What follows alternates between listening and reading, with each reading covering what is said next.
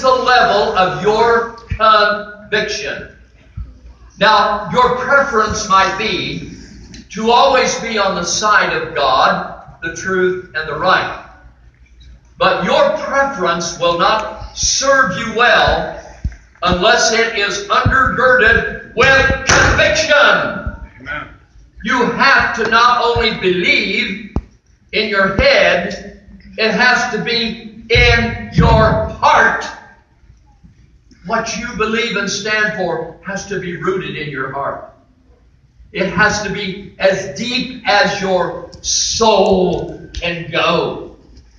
Now, church, it's easy for me to stand here at my time in history when the sun is setting and talk to those whose lives are being lived as the sun is rising. But let me tell you, for those who are living as the sun is rising, and for those of you who are living when the sun is at high noon in your life, there is only one path for you to travel, and that is the path of faithfulness to your God and to the principles that your ancestors lived for, bled for, and died for. That's what we have to do. So I'm reminded of a verse of Scripture that is found over in the book of Colossians, chapter 1 and verse 23. It's a beautiful verse, and it says, if you continue in the faith, grounded and settled. Are you with me? Amen. If you continue in the faith, grounded and settled, first Colossians 1:23, and be not moved away from the hope of the gospel which ye have heard. Then moving over to verse 6 and 7, Colossians 2, 6 and 7. As ye have therefore received Christ Jesus the Lord, so walk ye in him, rooted and built up in him, and established in the faith as ye have been taught, abounding therein with thanksgiving. Because the events that occurred in Charlottesville on August 12, 2017 will be impacting all of us now, because it will be this event, church, and I hope I can make this clear. They will now use this event as the basis. Hear this now. This will become their basis, their launching pad for trying to demonstrate that the only way for America to go forward is for the white people to go backward, to retreat, to go into submission. They want us to go into submission. We must, from their point of view, be willing to own the idea of white guilt. We must be willing to submit to the idea of white privilege. Beloved, let me tell you that white privilege is a misnomer. Where was the white privilege for the men who fought at Lexington and Concord, and the dear ladies that supplied them with their shoes and sewed their uniforms together to fight? Where was their privilege? The truth is that God will give to anyone if they have ambition, drive, and determination. God will be with you and will help you. That's your privilege, to believe in God and a good work ethic. That's what privilege is. Doesn't come with a silver platter except in extremely rare and isolated cases. So we must take courage, church. We must take courage. There's a reason why you were born at this time of history. If God wanted you to live in tranquility and peace, He wouldn't have chosen the Great Depression from 1929 to 1939, when parents watched their children starve to death. He wouldn't have chose for you to live during the horrific years of World War II, when everything was rationed. and all the flower of our young men was shipped overseas. There is no bed of roses, church, in this present world. Jesus said, "These things have I spoken unto you, that in me you might have peace. In the world ye shall have tribulation," but the promise is what? "Be of good cheer, for I have overcome the world." One with God is a majority, church. One with God. If you believe in God, if God be for us, who can be against us? Isn't that a verse out of Romans 8? If God be for us, who then can be against us? Because, however, church, Charlottesville is going to be used as the catalyst going forward. Now, this will be the only time that I'm going to speak on the subject of Charlottesville. But I promise you, you're going to hear that name frequently, because it's going to be called forth as the reason, the justification for further submission of white people. The proof that America is becoming radically turned and filled with white nationalists. Now, church, how many of you know that you could take about all the white nationalists in America standing up and put them into this building? There's not very many of these people. I promise you. Some of those protests were barely able to gather 50 people together. Just a handful of white nationalists are now becoming the impetus to label a whole nation of white people. But that's the power of the media. How many of you agree when the lenses of the television are at work that people are cowered into submission? It's a humiliating, humbling thing when those television cameras are turned on you. Believe you me, it's humiliating. They're going to use Charlottesville now as the impetus for launching a whole new elevated war against white people in this country. So we need to be prepared. I don't want you to be ill-prepared for the future going forward. So I want you to review with me real quickly. Let's do this really, really quickly, because I want you to know what happened in Charlottesville. It all started in February 2017 of this year, when the city council voted to remove the monument of Robert E. Lee and his horse Traveler, the centerpiece of the park that had been named in his honor. This was the spark that ignited the fire. So I asked the question, who fired up the spark that ignited Charlottesville? It was not the white people of America. It was the city council of Charlottesville, Virginia, that fired the first shot that was heard around the world. The people who opposed the removal of the Robert E. Lee monument filed a lawsuit to try to obtain an injunction against the removal of the monument, and were granted that injunction for a period of 6 months. On May 13, 2017, a protest rally to try to discourage the city council from the removal of that monument was organized by Richard Spencer, head of the National Policy Institute, a white nationalist organization that opposed the removal of this monument. They also, on that same day or night, organized a torchlight event that was included in this protest. And at this event, both the protesters and the counter-protesters, which were present, were subdued by the police, and there was no incident. All parties went home safely.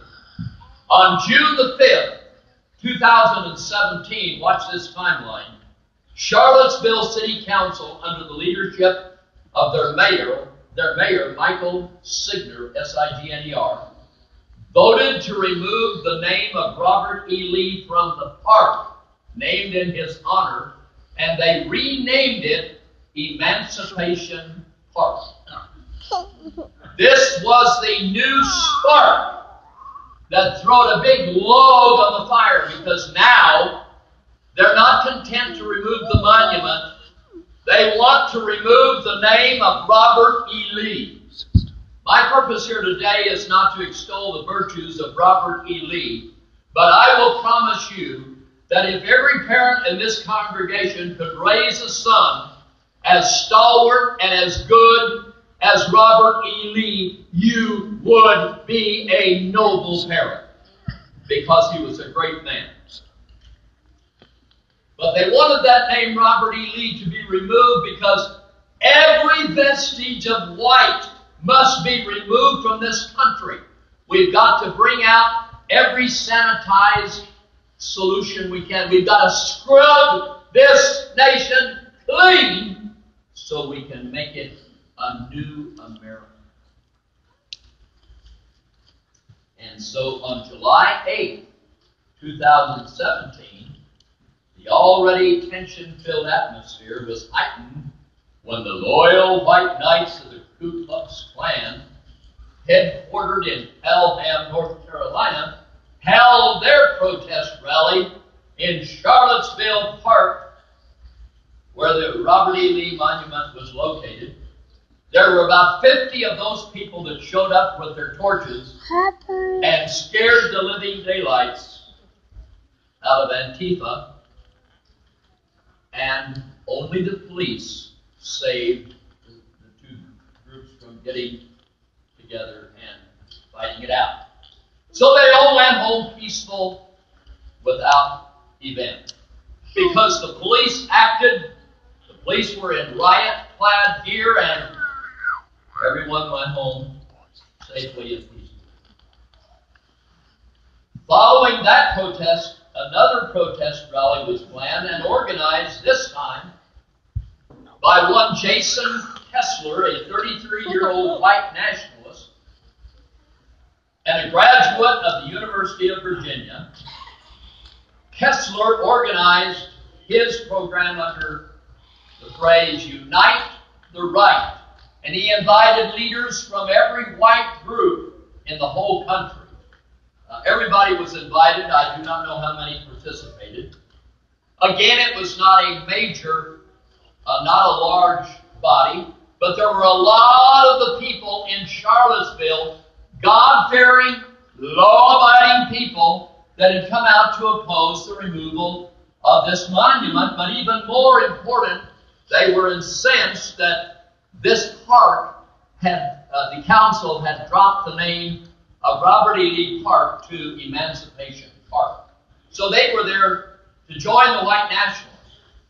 Now, this rally then was held at the shadow of the monument in Charlottesville, and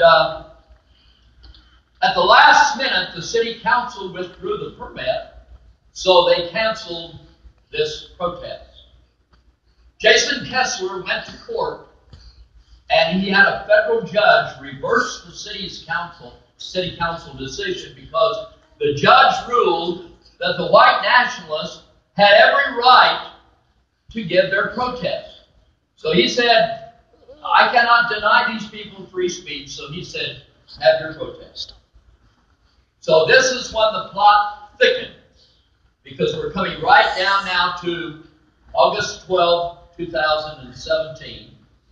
After the City Council of Charlottesville withdrew their permit for the Unite to Right protest rally, Jason Kessler and his people immediately filed for an injunction to hold that council decision, and the judge, as I indicated, granted that injunction. So this riot, or correction, this protest is going to move forward. Now, the protest is scheduled for the 12th of August. That's on a Sabbath day. Remember that August 11, the night before the day that the protest was held, another torchlight event was held in Charlottesville by white nationalists with their torches lit. This time, Antifa and Black Lives Matter have organized their people. In fact, there are some who allege, and with fairly good proof, that the Antifa buses that were filled with Black Lives Matter people also contained people wearing KKK uniforms and also were wearing uniforms that belonged to other white nationalist groups, including it was other white nationalist groups. But they were riding the same buses coming out of New York, and there are some who believe that the agitators on both sides were furnished with money from George Soros, that he fueled the money for the agitators to lead both sides, and that way it would ensure violence. Now these people on both sides, the white nationalists showed up with helmets, clubs, and the Antifa people wore all solid black with masks, helmets, ball bats, and their pockets filled with mace and with pepper spray and other things that I do not wish to mention here in public. They came loaded to fight. So when the rally arrived, August 12, tensions were running high.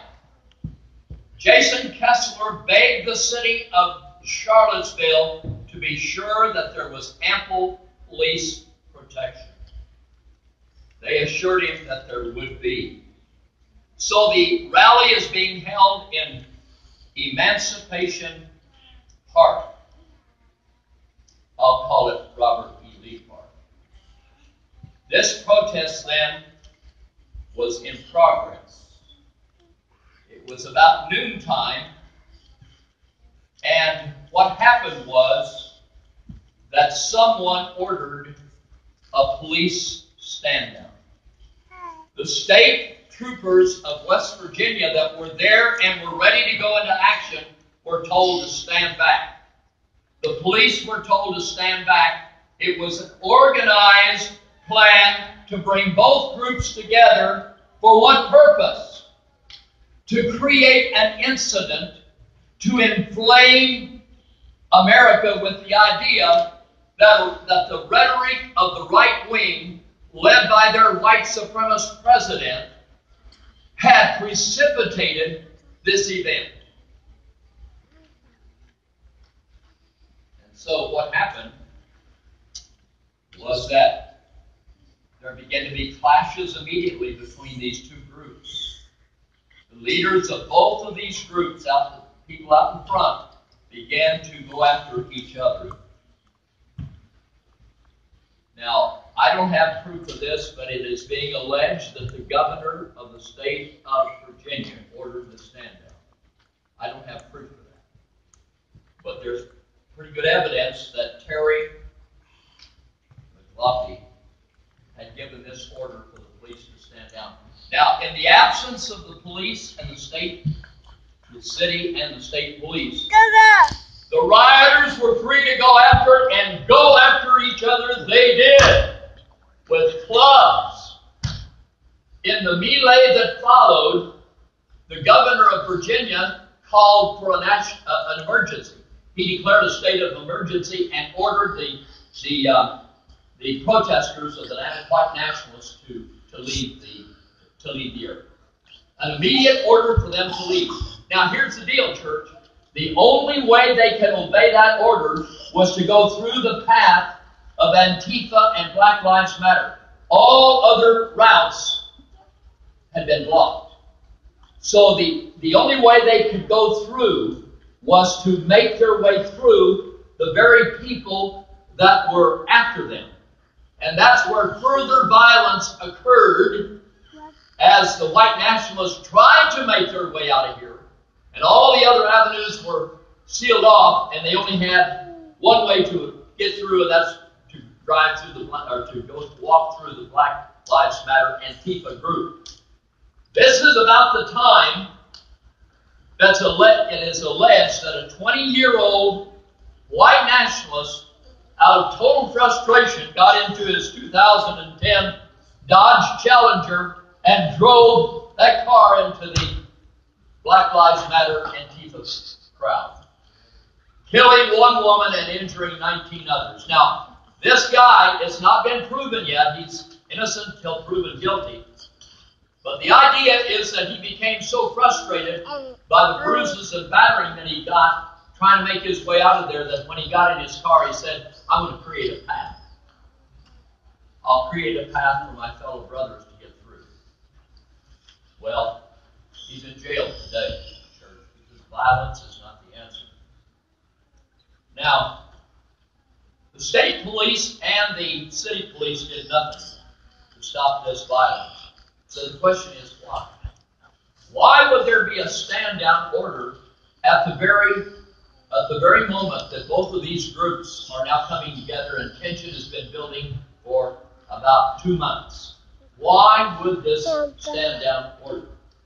When this happened, the President of the United States responded and said, and I quote, "We condemn in the strongest possible terms this egregious display of hatred, bigotry, and violence on many sides," end of quote. Now that was a true statement.